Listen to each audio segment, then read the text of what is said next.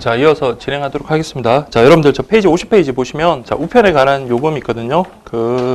자, 별납, 그다음에 훈납, 그다음에 수취인 부담 이런 것들 잘 구분하시면 되겠습니다. 자, 그 개념들 있잖아요. 그거 확인하시면 돼요. 자, 별납이라는 것은 자, 같은 우편물을 한 번에 다량으로 발송할 경우, 그러니까 같은 우편물이라는 거 있잖아요. 한 사람이 우편물의 종류, 무게, 우편 요금 등이 같은, 그러니까 그런 같은 우편물을 한 번에 다량으로 발송할 경우에 일일이 그냥 우표 붙여가지고 그다음에 돈을 내는 것보다 그냥 우표 붙이는 대신에 우편물 표면에 요금 별납에 표시만을 하고 요금은 일괄해서 내는 제도, 그게 바로 여러분들 별납 우편물이다. 그래서 별납 우편물, 우리가 가서 그냥 일반적으로 별납 우편물 하겠습니다, 당연히 안 받아주겠죠. 그렇죠? 그러니까 그런 취급 조건 정도 좀 잘 확인하셔야 돼요. 그래서 첫 번째 보시면 우편물의 종류, 무게, 우편 요금 등이 같고 동일인이 한 번에 발송하는 우편물, 그러니까 한 사람이 한 번에 발송하는 우편물입니다. 동일인이 취급 기준 관련해서 최소한 10통 이상이 돼야 된다. 통상이든 소포든 10통 이상이 돼야 된다. 그래서 관할 지방우정청장이 지정하는 요금 별납 취급 우체국에서 발송하는 우편물에 한한다라고 그렇게 되어 있네요. 그래서 여러분들 그렇게 확인하시면 될 것 같습니다. 그 다음에 여러분들 51페이지 보시면 훈납. 훈납은 뭐 뒤에 국제우편도 마찬가지겠지만은 자, 그 개념 잘 확인하셔야 돼요. 훈납이란 우편물의 요금을 후납하는 거잖아요. 발송할 때 납부하지 않고 1개월간 발송 예정 우편물의 요금액의 2배에 해당. 자, 2배 먼저 체크를 하시고요. 그러니까 미리 2배를 갖다가 담보금으로 납부하고 난 다음에 그 다음에 이제 뭡니까? 정산해가지고 실제 요금을 다음 달 20일까지 납부하는 제도다라는 거 그렇게 보시면 되겠습니다. 그래서 당연히 뭐 회계 절차상의 번잡함 줄일 수 있고, 그다음에 우표의 소인 절차 그런 생략할 수 있는 편리함이 있다라고 되어 있고, 그 취급 대상이 여러분들 자 중요하다 그랬죠. 자, 취급 대상 관련해서 백모, 전표, 수후발이라고 했습니다. 그래서 요거는 두 문자로 꼭 기억을 하십시오. 나중에 정말 요긴합니다. 그래서 매월 100통 이상, 그 다음에 모사 전송, 팩스, 그 다음에 전자우편, 그 다음에 우편 요금 표시기, 그 다음에 수취인 부담 우편물, 그 다음에 훈납으로 발송한 등기 우편물, 그 다음에 발송 우체국장이 정한 조건에 맞는 국가 또는 지방자치단체 우편물에서, 마지막에 여러분들 보세요. 그 국가 또는 지방자치단체 우편물은 누가 정하는 거다? 발송 우체국장이 정하는 거 꼭 기억을 하셔야 됩니다. 그래서 백모, 전표, 수후발까지 그렇게 기억을 하시면 될 것 같아요. 자, 그 다음에 52페이지 보시면 이용 조건 보시면 우편물을 발송할 우체국이나 배달할 우체국을 이용 우체국으로 하는데, 자, 우편 취급국 같은 경우는 자, 사전 승인을 받은 후에 이용이 가능하다. 자, 우편 취급국 이거 꼭 좀 기억하십시오. 그래서 훈납 관련해서는 우편 취급국을 다 되는 게 아니라 사전 승인을 받은 후에 이용 가능하다. 그 다음에 2번 자, 국가나 지방자치단체에서 발송하는 우편물은 아까 그랬잖아요. 수후발했습니다. 발송 우체국장이 정하는 조건에 적합해야 된다. 배달 우체국장이 아니라 발송 우체국장이 정하는 조건에 적합해야 된다라는 거 기억을 하십시오. 그 다음에 수취인 부담, 수취인은 당연히 요거는 받는 사람이, 즉 수취인이 직접 요금을 부담하는 그런 우편물입니다. 그렇게 보시면 되고, 그 다음에 취급 조건과 관련해가지고, 자, 취급 대상은 통상, 등기, 계약 등기이며, 각 우편물의 부가 서비스도 취급할 수 있다. 요 1번 지문 좀 기억을 하시고요. 자, 그래서, 통상 우편물, 등기 소포 우편물, 계약 등기. 자, 솔직히 저는 요거는 그렇게 중요하다고 안 봤었는데, 이게 이제 지난 시험에 지문이 나왔으니까 꼭 확인하시고, 다음 2번은 시험에 많이 나왔습니다. 발송 유효 기간은 2년 이내. 자, 아까 훈납 같은 경우는 아까 수후발에서 발송 우체국장이 정한 조건에 맞아야 된다 그랬죠. 근데 여기 수취인 부담 같은 경우는 자, 배달 우체국장과의 계약을 한다라는 거, 배달 우체국장 한번 확인하시고요. 자, 그래서 우리 수취인 부담 같은 경우는 여러분들 혹시 받아보셨으면 아시겠지만 수취인 부담에 보면 여기 유효기간이라는 게 이렇게 있을 거예요. 그래서 유효기간은 2년인데 다만 국가기관이나 지방자치단체 공공기관은 발송 유효기간 제한하지 아니할 수 있다. 자, 여기까지 정확하게 기억을 하시기 바랍니다. 자, 그렇게 보시면 되고요. 그 다음 53페이지 보시면 자, 우편 요금 감액 조건이라고 되어 있네요. 그래서 많은 거, 우리가 물건을 많이 사도 깎아주듯이 우편 요금도 다량의 우편물을 발송하면 그만큼 감액을 해주겠다라는 그런 제도입니다. 그래서 감액 대상에는 통상 우편물, 전기 간행물, 이런 것들 좀 있는데, 그냥 여기 통상 우편물은 우리가 아까 확인했던 것들 정도 그렇게 확인하시고요. 저기, 굵은 글씨 정도만 보시면 돼요. 잡지, 다음에 전기 간행물. 근데 다만 이때 전기 간행물이라는 것은 발행주기가 최소 일간, 주간 또는 월간 하여 월 1회 이상 정기적으로 발송하는 것이다라는 거. 뭐 개간 있잖아요. 개간. 막 계절별로 보내는 거. 1년에 4번 보내는 거. 연간 막 이런 거는 이 감액 대상이 안 되는 거예요. 최소한 월 1회 이상 돼야지 감액 대상이 된다는 거. 그거 좀 확인을 해 주시기 바라고요. 그다음에 서적 같은 경우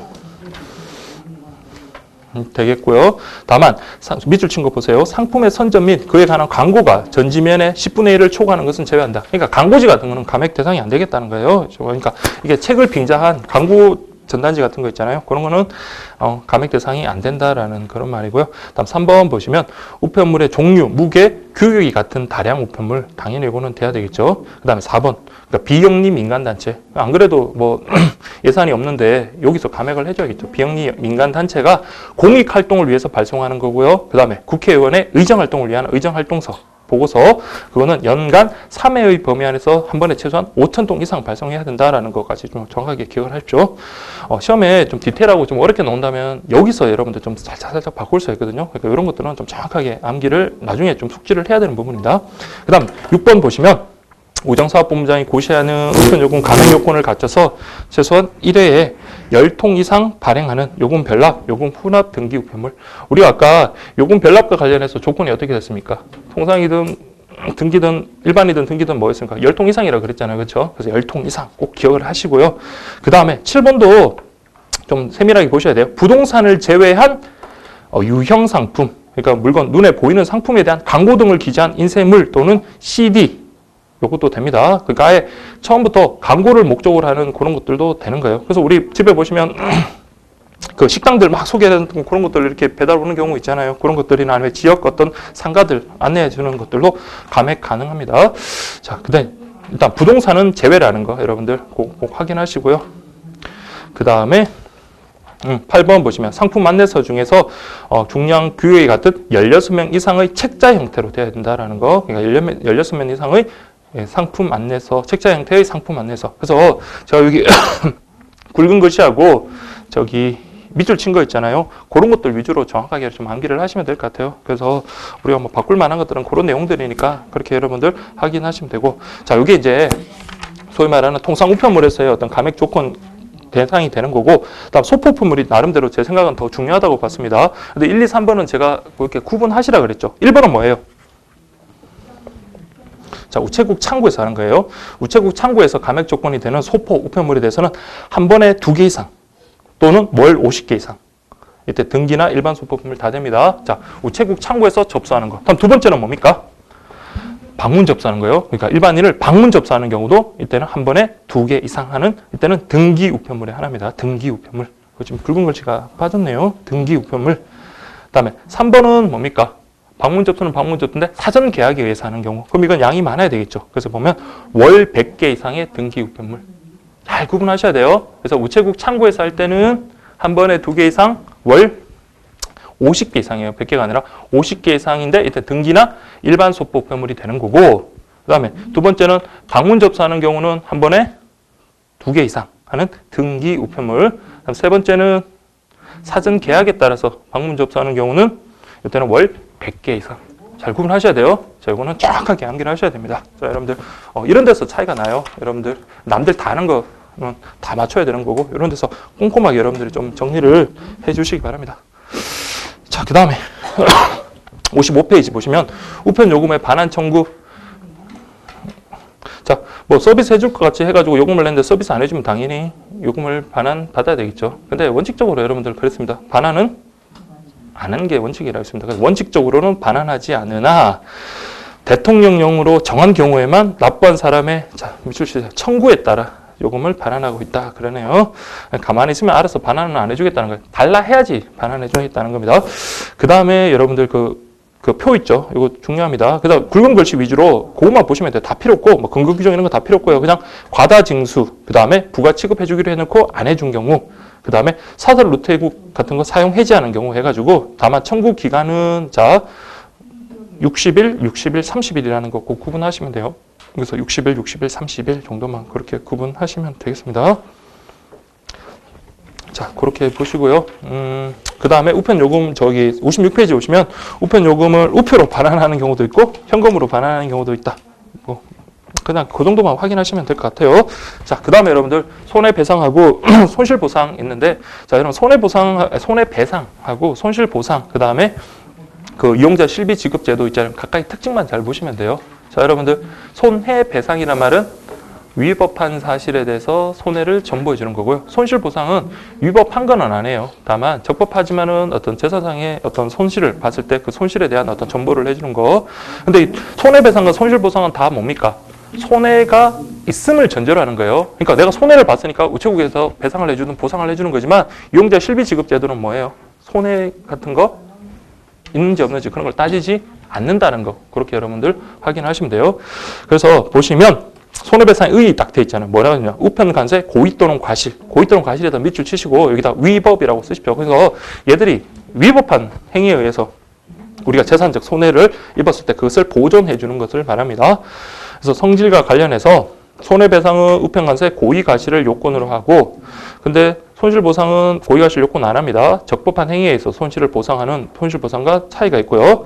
그 다음에 뭐 부가치급 여부나 재산적 손해 유무를 요건으로 하지 않는 게 바로 이용자 실비지급제도다라는 거, 그 차이가 있다라는 거 그렇게 보시고, 여러분 손해배상 요 파트는 그 청구 그 관련된 요건들 있잖아요. 좀 꼼꼼하게 보셔야 돼요. 그래서 여기서 정리만 잘하시면 어쨌든 뭐 국제우편에서도 비슷한 내용이니까 그렇게 어렵진 않을 겁니다. 보시면 손해배상 청구권자는 당해 우편물의 발송인 또는 승인을 얻는 수취인이다라는 거. 제가 옆에 갈로에다가 발송인에 한하는 것 아니다라고 써놨잖아요. 그래서 여러분들 발송인에 한한다 이러면 틀린 거예요. 그래서 손해배상 청구는 수취인도 발송인의 승인을 얻으면 청구할 수 있다는 거예요.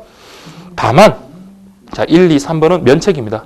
이때는 우편관세에서 손해배상을 안 해주는 거예요. 발송인 또는 수취인의 가오로, 그러니까 얘네들이 본인들이 잘못한 거거나 아니면 우편물의 성질, 결함, 불강력으로 어쩔 수 없이 발생한 때, 그 다음 2번도 보세요. 파손의 흔적도 없고 무게의 차이가 없을 때, 그 다음에 3번 보시면 수취인이 우편물을 정당하게 수취했을 때, 그러니까 정당하게 수취하고 난 다음에 나중에 딴 말 하지 말라는 겁니다. 정당하게 수취했을 때 이때는 손해배상 안 해주겠다, 면책된다라는 그런 의미고요.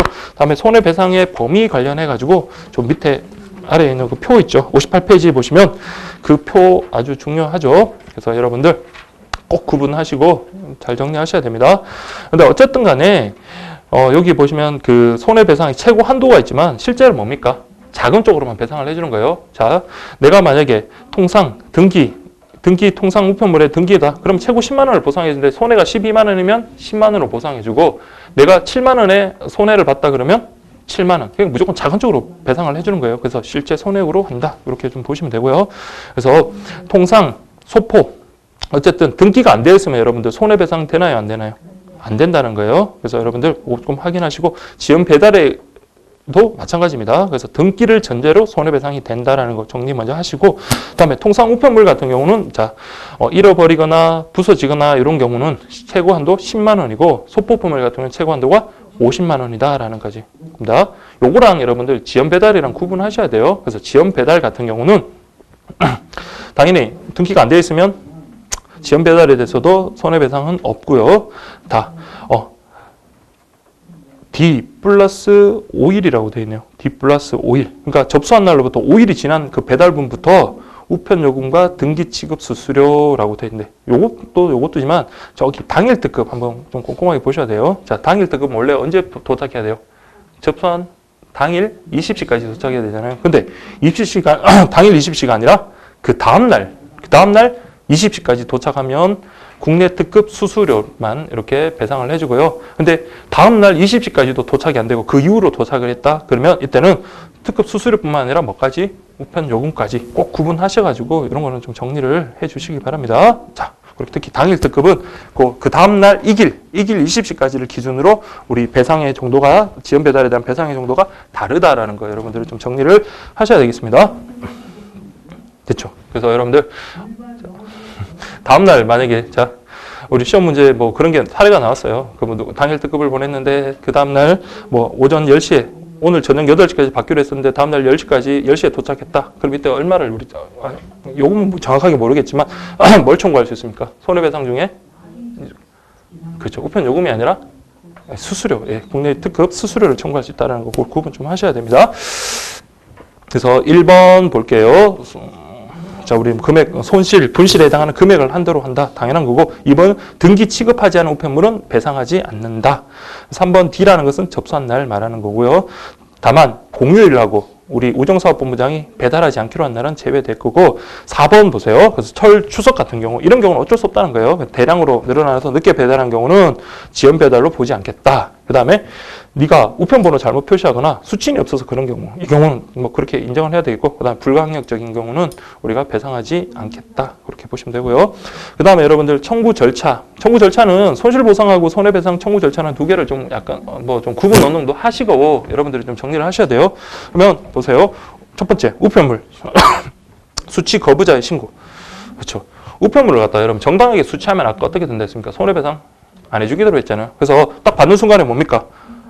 뭐 파손되어 있고 도저히 이거 받지 못할 거 된 거예요. 그 수치를 거부했어요. 그래서 우편물 수치 거부자가 신고를 합니다. 그래서 집배원 오신 분한테 말하든지 아니면 배달 우체국에 그 사유를 신고하도록 하고, 그럼 접수하겠죠. 그러면 신고하고 난 다음에 그쪽에서 배달 우체국에서는 뭡니까? 검사를 합니다. 그래서 받은 거 보고 뭐 외양이라든지 안에 내용물 파손 여부, 그 다음에 우리들이 잘못이 있는지 여부를 검사합니다. 그래서 그 다음에 이제 손해 검사 조서를 작성을 하고 난 다음에 그 다음에 등록을 해야 되죠. 그래서 보시면 뭐예요? 손해가 있다고 인정된다면 수치를 거부한 다음 날부터 15일 이내에 수치 거부자가 신고인이잖아요. 신고한 사람한테 손해 검사하는데 참관하도록 연락해라는 거예요. 그래서 손해 검사. 왜냐하면 은폐할 수 있으니까 같이 보고 투명하게 얼마가 손해됐는지 어느 정도의 파손이 있는지 한번 같이 봅시다라고 그렇게 참관하도록 요청해야 돼요. 그러면 난 다음에 이제 손해배상을 결정합니다. 손해배상을 결정하는데, 자, 1번부터 5번 같은 경우 이제 이런 적법 요건을 따지는 거예요. 가령 발송한 날부터 1년 내에 청구한 것인지, 우리 그 손해배상 청구의 그 시효가 1년이기 때문에 발송한 날부터 1년인지, 그 다음 혹시 불강력으로 우리 우체국에서 어쩔 수 없는 건 아니었는지, 그 다음에 외부 파손 흔적이나 무게, 요게 면책을 갖다가 하기 위한 거고요. 그 다음에 정상적으로 수치한 다음에 신고한 것은 아니지. 정상적으로 수치하면 우리 책임이 없는 거니까 그거 확인하는 거고, 그 다음에 청구권자가 진정한 청구권자인지 맞는지, 만약에 너 수친이라면 너 임의대로 하는 게 아니라 발송인에게 그 승인을 얻었는지 그런 것을 확인하는 겁니다. 그리고 난 다음에 배상액을 결정하겠죠. 그리고 난 다음에 손해배상 결정서를 청구인에게 보낸다. 그렇게 보시면 되고요. 그리고 난 다음에 청구인은 어떻게 합니까? 배상액이 마음에 들면 그냥 수령해야 되겠죠. 수령한다. 다만 보세요. 우편물의 처리 관련해서 요거는 좀 보셔야 돼요. 손해를 배상한 우편물은 배상한 우체국에서 반송 불능 우편물 처리 방법에 따라서 처리를 한다라는 거. 그러니까 손해 전액을 우리가 배상을 해줬어요. 그러면 이제는 뭡니까? 그에 대한 대가를 줬으니까 이거는 이제 어떻게 되는 겁니까? 우체국으로 넘어가야 되겠죠. 그래서 반송 불능 우편물 처리 방법에 따른다. 다만 전액을 배상한 게 아니라 수리 비용 등 일부 손해를 배상했다면 뭡니까? 그 나머지에 대한 가치는 우리 수취인에게 넘어가야 되겠죠. 그때는 뭐다? 우편물을 내어줄 수 있다라는 것까지 그렇게 보시면 되겠습니다. 그래서 뭐 손해가 없는 것으로 드러났다면 손해검사 조사서 한 통은 우편물, 그 다음에 한 통은 수취 거부자에게 보내고, 해당 우체국, 그 다음에 거부자, 뭐 이렇게 보내는 거 당연히 하겠죠. 그렇게 확인하시면 되겠습니다. 자, 그렇게 보시고 다음 60페이지 기타 법적사항. 그 청구기간, 여러분들 제가 좀 강조를 드렸던 거예요. 자, 청구기간 관련해가지고 실제로 기출에서도 이게 좀 디테일하게 어렵게 나왔었잖아요. 그래서 보시면 손해배상 청구권은 정확하게 아셔야 돼요. 발송한 날로부터 1년입니다. 발송한 날로부터 1년. 다만 손해배상 아까 결정서를 받은 청구인은 우편물을 받을 날로부터 5년 안에 청구할 수 있다라는 거지. 그래서 1년하고 5년. 꼭 기억하셔야 돼요. 그래서 발송한 날로부터 1년 이내에 손해배상을 청구해야 되고, 손해배상 결정서를 받았으면 그때 받을 날로부터 우편물을 받을 날부터 5년이라 한다는 것까지 그게 구분하셔야 돼요. 그래서 10년이 지나서 이거 청구하면 시효로 권리가 소멸되기 때문에 우체국에서는 배상할 책임이 없습니다. 그 다음에 이의가 있을 때는 3개월 안에 결정 통지서를 받은 날로부터 3개월 안에, 자 여기서 봐요. 아까 우리가 우편 이용 계약은 무슨 계약이라 했습니까? 사법 계약이라 했잖아요. 그래서 이거는 행정 소송이 아니라 이거는 민사 소송으로 가는 거예요. 민사 소송으로 간다. 그 다음에 3번 보시면 해당 손해배상에 대해서 공무원이, 자 우리 집배원이 만약에 어떤 잘못을 해가지고 그 우편물이 파손됐다 그러면은, 자 고의 또는 중대한 잘못이 있는 경우 배상 책임을 물을 수 있다라고 되어 있는데 여러분 이게 무슨 말이냐면 이 배상 책임을 물을 수 있다는 거는 우리 피해자가 그 공무원한테 직접 손해배상을 청구하는 게 아니라 물론 청구해도 되기는 되는데 그게 아니라 우체국에서 배상을 해주고 난 다음에 우체국에서 손해났잖아요. 그걸 갖다가 그 집배원한테 내가 너 때문에 너가 인마 일을 제대로 못해가지고 우리가 배상을 해줬잖아. 너한테 구상을 하는 거예요. 무슨 말인지 알겠죠? 근데 여기 요건에 보시면 뭐라고 되어 있나요? 고의 또는 중대한 잘못이라고 되어 있습니다. 그래서 이게 만약 중대한 잘못이 아니고 그냥 사소한 잘못이라도 이렇게 된다면 제가 그때 말씀드렸지만 우체국 그 일하시는 분들은 어떻게 될까요? 정말 긴장해서 일을 못 하겠죠. 이거 뭐 고가 물건 잘못 나르다가 손에 조금이라도 끼치면 나중에 우체국에서 뭡니까? 배상해주고 내 월급 빼서 또 까고 가고 이러면 일을 못 하잖아요. 그렇죠? 그러니까 모든 그 국가 배상 제도가 이런 구조예요. 그래서 어떠한 위법한 행위를 한 공무원이 고의 또는 중대한 가실이 있을 때만 국가가 손해배상을 피해자한테 해주고 그것을 구상할 수 있어요. 아시죠? 그 표현입니다.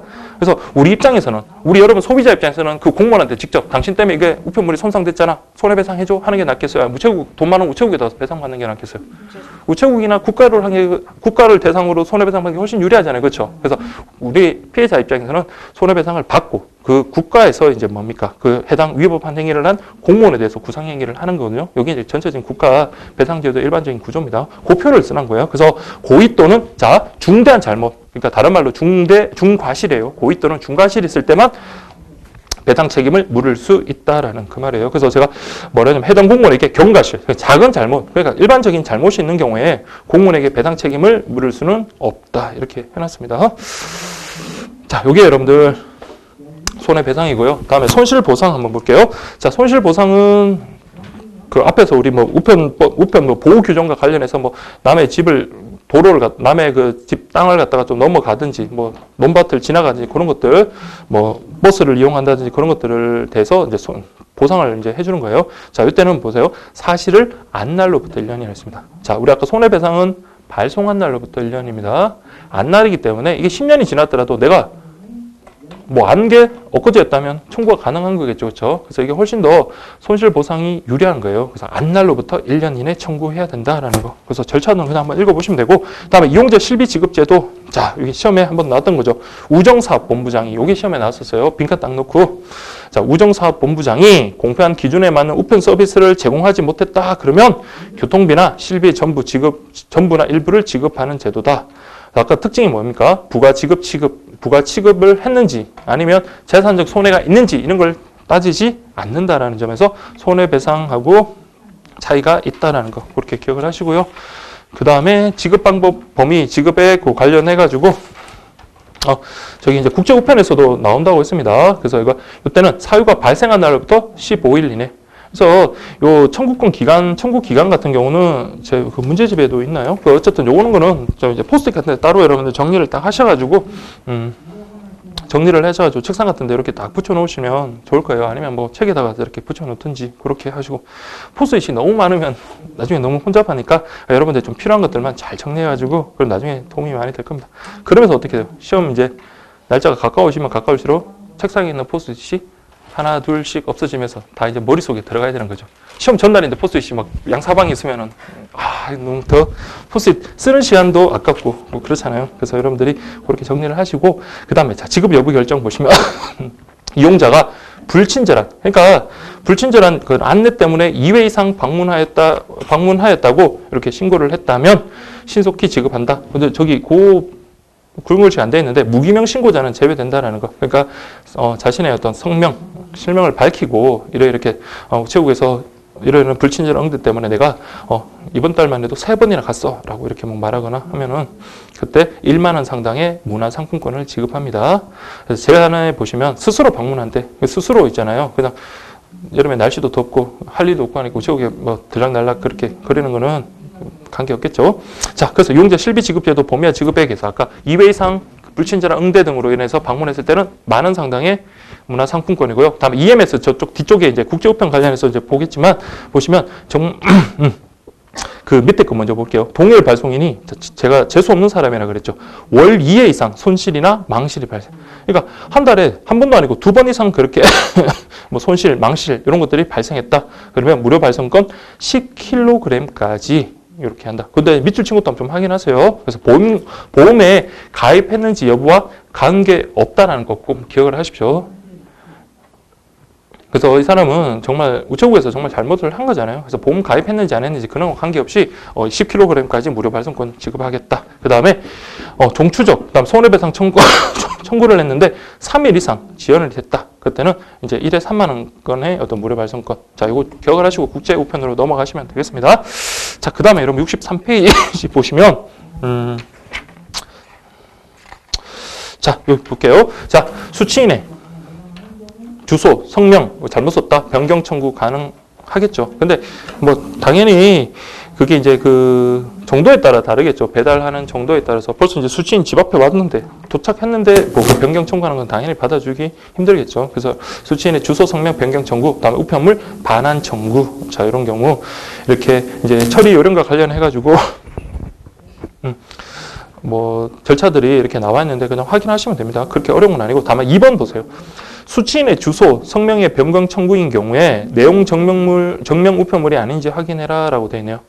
그러니까 여러분들 그 내용 정명 우편물이라는 것은 안에 있는 사람의 수취인의 내용하고 이름하고 봉투에 있는 내용이 같아야 되잖아요. 그렇죠? 근데 수취인의 성명, 주소를 갖다 변경하면 봉투에 있는 걸 옮기는데 그러면 어떻게 돼요? 결국은 달라지게 되잖아요. 그렇죠? 그래서 그걸 확인해라 라는 그 말입니다. 자, 그 외에는 뭐 여러분들 뭐 그냥 가볍게 보시면 되고 64페이지 보시면 청구서의 접수라고 되어 있네요. 자, 취급 수수료 관련해 가지고 요거는 저쪽에 국제 우편하고도 같이 이렇게 연계해 가지고 이렇게 확인하시면 됩니다. 그래서 발송이 아직 준비가 완료 전이다라고 되어 있다. 그러면 이거는 뭐 큰 어려움 없이 수리할 수 있잖아요. 그래서 수수료가 무료다라는 거. 그래서 그 기준이 발송 준비 만료 전이라는 기준이 뭘 기준한다? 우편물 송달증을 작성했냐 안 했냐 그겁니다. 그래서 우편물 송달증을 작성하기 이전이라면 뭐 반환 청구를 하든지 변경 청구를 하든지 수수료가 없다라는 거 그렇게 좀 보시면 되고요. 그다음에 송달증은 작성했어요. 그런데 그게 이제 발송은 했어요. 그래서 우편 집중국까지 발송하는 것 이전이다. 그럴 정도면은 뭐다? 통상 규격 우편 요금 정도의 어떤 수수료를 받는다라는 거. 그래서 요거는 그 취급하는 통수에 따라서, 그러니까 우편물 그 개수에 따라서 그렇게 반환받습니다. 그다음에 우편 집중국에 발송하고 난 다음에는 이제 팩스 요금 의 취급 수수료를 받는다. 역시 마찬가지 해송 통수를 기준으로 그렇게 본다. 그렇게 어렵지 않죠. 그래서 여러분들 자 우편물 송달증을 작성하기 이전이면 무료로 우리가 뭐 반환 청구나 변경 청구 가능하고요. 그 다음에 우편 집중국 발송 이전이다. 그러면은 이때는 통상 규격 우편 요금. 그 다음에 우편 그 집중국 발송한 이후면은 팩스 요금 기준으로. 물론 이제 그 요금의 그 부가 요금의 기준은 통수, 그러니까 숫자에 따라서 개수에 따라서 그렇게 부과가 된다라는 까지 그렇게 보시면 되겠습니다. 그다음에 우편물의 처리 관련해서 1번 보시면 등기 우편물을 반환 청구하는 경우에는 반환 청구 수수료 외에 등기 반송 수수료를 별도로 받는다. 자, 이게 중요합니다. 다만 발송인이 처음 배달한 곳에 우체국에 뭘 해서 직접 방문해서 반환 청구하고 수령한다면 뭐는 반송 수수료는 등기 반송 수수료는 받지 않는다. 꼭 기억하셔야 돼요. 자, 그 반환 청구 수수료를 받지 않는 게 아니라 등기 반송 수수료를 받지 않는다. 그걸 정확하게 여러분들이 좀 기억을 해주시기 바랍니다. 예, 그렇게 보시면. 그래서 1번 꼭 기억을 하시고요. 그 다음에 자, 국내 우편물, 보관 우편물의 보관국, 변경 청구, 배달 청구, 청구라고 되네요. 자, 보세요. 자, 여러분 우체국 보관이라고 되어 있네요. 보관의 보관 우편물 있잖아요. 그 개념에 해당되지 않는 거, 그거 좀 잘 체크를 하셔야 돼요. 그래서 수취인이 그러니까 여러분들 우체국 보관이라는 거, 보관 우편물이 되는 거는 실제로 뭡니까? 정상적으로 접수해서 정상적으로 배달을 해야 되는데도 불구하고 뭐 교통 사정이라든지 그런 것 때문에 우체국 스스로 뭡니까? 그 배달하지 못하고 그냥 보관하고 있는 걸 보관 우편물이라 그래요. 근데 직접 배달을 갔는데 수취인이 없어서 배달하지 못했다. 그거는 보관 우편물이 아닙니다. 그래서 보시면 1번 보시면 수취인 부재 등의 이유로 우체국에서 보관하고 있는 우편물 아무리 우체국에서 보관하고 있더라도 우리 여기에서 말하는 보관 우편물에는 해당되지 않습니다. 그 다음에 우편함 설치 대상인데 설치 대상 건축물임에도 불구하고 우편함을 설치 안 해서 배달을 우리가 못하니까 그것도 어쩔 수 없이 우체국에서 보관하고 있는 것도 보관 우편물에는 포함되지 않는다라고 보시면 되고 3번 보관 우체국 같은 경우 변경이 가능한데 그때는 보관 기간이 다시 시작된다. 근데 보관국 그 변경 청구는 한 번만 가능해요. 한 번. 그래서 그 처리 요령과 관련해서 1회만 변경 청구 가능하다라고 그렇게 보시면 되겠습니다.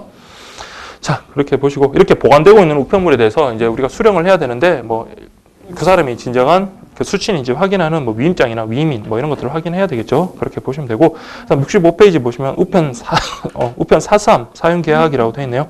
그래서 이 개념을 좀 보시면 우체국에 설치된 우편함에서 우편물을 직접 찾아가는 거. 그래서 우리가 뭐 언제든지 수시로 찾아갈 수도 있고 주소가 바뀌었더라도 그 해당 계약했던 우체국에 사삼으로 가서 직접 수령하면 되니까 주소 변경에 관계없이 이용할 수 있다. 자, 이런 개념 정도 확인하시고요. 그 다음에 66페이지 위에 그림 있잖아요. 그림 같은 거 그 순서 정도 그냥 확인하시면 될 것 같습니다. 그다음에 사용 계약과 관련해서는 자, 수령인은 몇 명까지? 5명까지 돼 있고요. 자, 그 1번이 그 장애한 그 기출이었네요. 그래서 우편 43의 사용 계약을 하려는 사람은 주소, 성명을 기록한 계약 신청서와 등기 우편물 수령을 위하여 본인과 대리 수령인의 서명표를 43 시설에 갖춰진 우체국에 제출한다. 뭐 큰 의미는 없을 것 같은데 그냥 이런 지문이 있다라는 정도 확인하시고, 자, 일단 5명까지 등록이 가능하다. 꼭 기억을 하셔야 됩니다. 수령인. 그러니까 이거 사용 계약은 5명이 아니라 1명하고 계약을 해야 돼요. 뭐 회사든 개인이든 1명하고 딱 계약을 해서 2인 이상이 공동으로 사용할 수 없는데, 근데 이제 수령할 수 있는 직원들은 뭐 직원이나 아니면 대리인 같은 경우는 5명까지 등록이 가능하다라는 거지. 그렇게 보시면 되겠습니다. 뭐 방송국 같은 경우는 뭐 그 방송 뭐 작가라든지 아르바이트생이라든지 그런 사람들이 되겠죠. 자, 그 다음에 여러분 3번 보면 국지 100배라고 했습니다. 그래서 43은 한정되어 있는데 여러 사람이 신청하면 자, 요 순서대로 국가나 지방자치단체, 그 다음에 100 일일 예정 물량이 100통 이상인 거. 그러니까 다량 이용자고, 그 다음에 배달 주소지가 43에 일치하는 사람, 그걸 순서대로 한다. 국지 100배. 그렇게 보시면 되고요. 4번 2인 이상 공동으로 사용할 수 없다라는 것이 정확하게 기억하시면 됩니다. 그래서 이게 이제 지난 16년도에 기준을 뗐던 거니까 그렇게 확인하시고, 그 다음에 68페이지. 이게 혼자 볼 때는 금방금방 보겠는데 이렇게 말로 하려니까 생각보다 시간이 좀 걸리네요. 자, 그러니까 이런 식으로 하면 여러분들 하루면 다 끝낼 수 있을 것 같죠? 그렇죠? 컴퓨터 일반 수업 해야 됩니까? 아니죠. 저기 그 우편 물류 요 파트 한번 보겠습니다. 그래서 우체국 물류의 흐름이라고 되네요. 그래서 우편물 처리 과정 뭐 그림 정도만 확인하시고요. 그다음에 69페이지 보시면 우편물의 발송이라고 되는데 그 여기서는 여러분 그 순서 정도 확인하시면 됩니다. 그래서 우편물의 발송 순서는 특급, 그다음에 일반 등기, 일반 우편물 뭐 당연한 거니까 그렇게 좀 확인하시고, 그다음에 1번 보세요. 일반 우편물을 담은 운송 용기는 운송 송달증을 등록한 후에 발송한다. 뭐 그냥 확인하시면 될 것 같습니다. 예, 그렇게 좀 보시고요. 그다음에 저기 부가 취급 우편물에 관련해서는 자, 한번 좀 읽어 보셔야 될 것 같아요. 그래서 보시면 1번, 2번, 3번 있잖아요. 그러니까 이게 이제 지난 기출에 나왔던 건데 1번 보시면 부가 취급 우편물을 운송 용기에 담을 때는 책임자가 지정하는 자가 참관하여 우편 물류 시스템으로 부가 취급 우편물 송달증을 생성하고 송달증과 뭐 현품, 수량을 대조 확인한 후에 발송을 한다. 다만 관리 작업이 끝난 우편물을 발송할 때 부가 취급 우편물 송달증은 전산으로 송부한다. 그 확인하시고, 다음에 2번 보세요. 자, 덮개가 있는 우편 상자에 담아 덮개에 운송 용기 국명표를 부착하고 묶음골을 사용하여, 자, 여기다 밑주십시오. 반드시, 그러니까 시험에 필요시라는 말이 이렇게 나왔어요. 그러니까 반드시 봉함을 하고 난 다음에 발송한다. 그래서 덮개가 있는 경우 같은 경우는 반드시 묶은 걸 사용해서 그것을 반드시 봉함을 해라라는 겁니다. 반드시, 필요시가 아니라 반드시고요. 3번 당일 특급 우편물은 국내 특급 우편 자료를 사용하고 다른 우편물과 구별하자. 그리고 해당 배달국이나 집중국으로 이제 별도로 묶어서 발송한다. 따로 취급하겠다는 거예요. 그날 당일 20시까지 도착이 돼야 되기 때문에 이런 식으로 따로 관리를 하겠다라는 겁니다. 다음에 70페이지 볼게요. 다 운반차 같은 경우. 자, 여러분들 운반차 우편물을 적재하는 요령은, 자, 먼저 여러분 급한 게 위에 있어야 되겠죠. 그렇죠? 그러면 늦게 도착해도 되는 게 아래에 있어야 되니까 먼저 뭐부터? 그렇죠. 일반 소포, 그다음 무공급부터 먼저 담아야 되겠죠. 일반 소포, 등기 소포, 그다음에 일반 통상, 등기 통상, 그다음에 중개 우편물. 중개 우편물은 뭡니까? 가다가 만나서 서로 교환해야 되는 거잖아요. 제일 먼저 꺼내야 되는 거기 때문에 제일 마지막에 이제 담는다. 그러니까 담는다라는 표현을 잘 보세요. 그래서 담는다라는 것은 늦게 담을수록 먼저 급한 거다. 이렇게 가볍고 급한 거다. 이렇게 보시면 돼요. 그래서 가벼운 소포 이런 것들을 위에다 적재한다. 당연한 거고. 그다음 우편물은 이제 그렇죠. 서로 크로스 이렇게 만나가지고 서로 교환할 수도 있는 겁니다. 교환해서 이렇게 중개해야 되겠죠. 그 다음에 우편물의 운송이라고 되어 있네요. 발송국에서 도착국까지. 그래서 1순위, 2순위, 3순위 구분하시면 돼요. 그래서 1순위, 자, 당일 특급, EMS. 그러니까 국제 특급 있죠. 그러니까 그게 1순위, 2순위는 이길 특급. 그 다음에 등기가 들어가는 거, 그리고 항공이 들어가는 거. 3순위는 일반, 선편. 이렇게 보시면 되겠습니다. 그래서 어렵지 않잖아요. 1순위는 당일 특급, EMS. 2순위 같은 경우는 등기가 들어가고 항공. 3순위 같은 경우, 이길도 들어가죠. 이길 특급이랑 등기, 항공. 3순위 같은 경우는 일반이랑 국제, 선편. 이렇게 좀 구분하시면 되겠습니다. 자, 정기 운송, 임시 운송, 특별 운송인데, 여러분 그냥 저기 임시 운송과 특별 운송이 있잖아요. 큰 의미는 아니지만 그냥 그 개념만 좀 구분하시면 돼요. 임시라는 것은 물량에 따라 정기 운송편 이외의 방법으로 운송하는 걸 임시라고 하는 거고, 특별이라는 것은 양이 많거나 교통장애 등으로 특별한 사정이 있는 경우, 그래서 특별이다. 그래서 이때 특별 운송 같은 경우, 자, 최대한 정시 송달이 가능하도록 최선편에 가장 빠른 편에 운송을 하고, 운송료는 자, 사후에 나중에 이제 정산을 한다라는 거지. 그렇게 확인을 하시면 되겠습니다. 자, 그 다음에 이제 우편물을 갖다가 운송했어요. 그러면 이제 집배, 우편물을 모아서 이제 나중에 배달을 해야 되겠죠. 그래서 집배 정의라고 해서 그런 개념 한번 확인하시면 될 것 같습니다. 그래서 71페이지 보시면 자, 시험에 이런 게 많이 나요. 우편물 배달의 원칙이나 배달의 특례 있잖아요. 요게 양이 얼마 안 되는 것 같아도 특히나 이 시험이 이렇게 많이 나오더라고요. 그래서 보시면 우편물 배달의 원칙, 일반 원칙 보세요. 표면에 기재한 곳에 배달, 당연한 거고요. 그다음에 2인 이상을 수치하면, 수치인으로 딱 기재를 했다면 2명한테 다 줄 수는 없잖아요. 한 사람한테 배달하면 그로써 임무는 끝나는 거고요. 그 다음에 4.3 번호가 있으면 4.3에 넣고, 그 다음에 취급 과정을 기록하는 우편물 같은 경우는 우리가 그죠. 등기 같은 경우는 그 사람한테 주고 사인 같은 거 이렇게 받아야 된다라는 거 확인하시면 되겠습니다. 다음에 우편물 배달 기준이라고 되어 있네요. 그래서 1번하고 2번 구분 좀 하셔야 돼요. 그래서 시 소재지 이상 총괄 우체국의 일반 우편물 같은 경우는 도착할 순으로 구분하고 그 다음 날에 배달한다. 그러니까 이게 큰 지역이 있잖아요. 그러니까 그 경우 총괄 우체국 같은 경우는 일반 우편물에 대해서는 다음 날 배달하는 것을 원칙으로 하고요. 그다음에 기타 집배국 같은 경우는 자, 여기는 분량이 작으니까 오전에 도착하면 그날 배달하지만 오후에 도착한 것은 다음 날 그렇게 하고, 또 역시 당연히 그날 못하는 것은 다음 날 해라 이렇게 되겠습니다. 자, 그다음에 배달의 우선순위 관련해 가지고 그렇죠.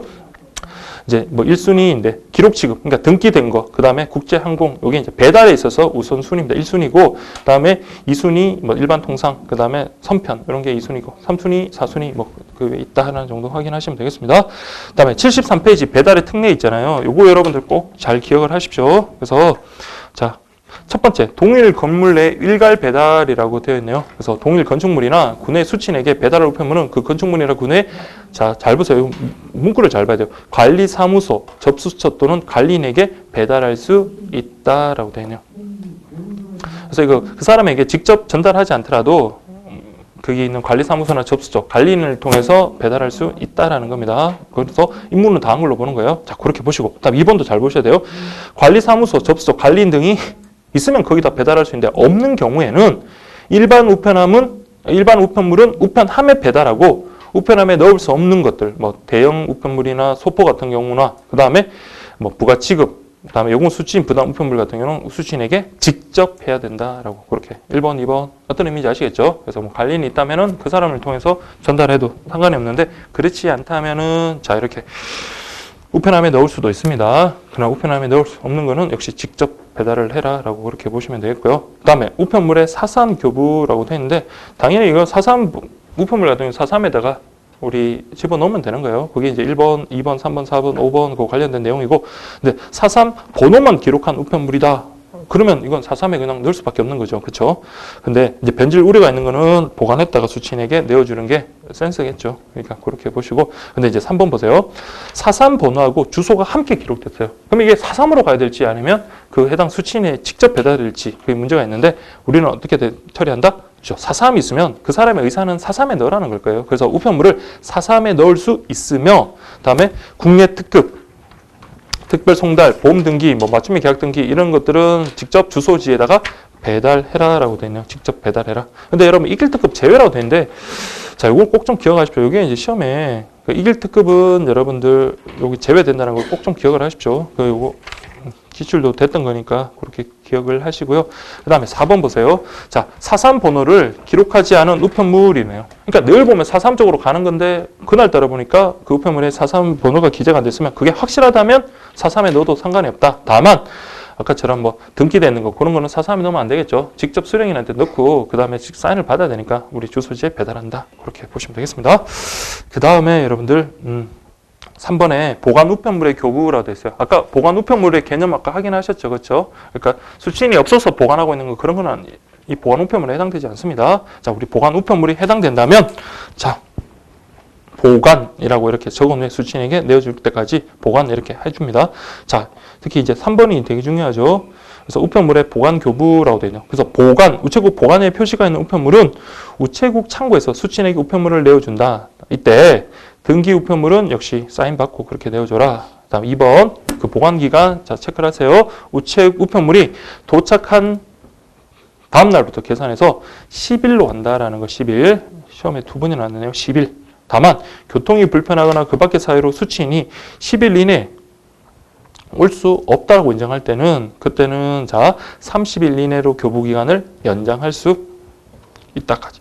자, 그래서 총 우편물 보관 기간은 40일까지 가능한다는 거 잘 기억을 하십시오. 그렇게 시험이 나왔었나요? 그래서 최장 30일이 아니라 40일 이렇게 시험에 나왔었습니다. 자, 잘 기억하시고